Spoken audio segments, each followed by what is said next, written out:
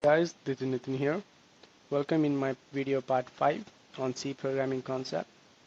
In this video, you're going to understand invisible characters. So let's start.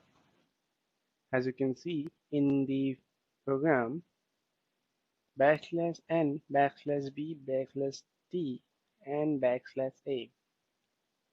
What basically do this and what they call it.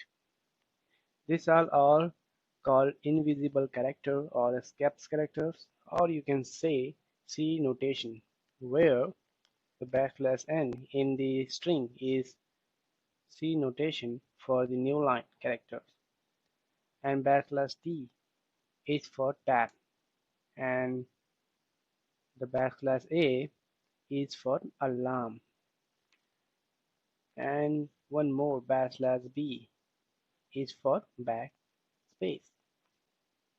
As you can see the output of new line, tab, and alarm noise.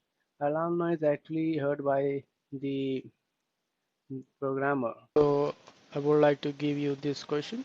You should try this program with yourself. So let's come with me in my part 6 video on C programming concept. See you.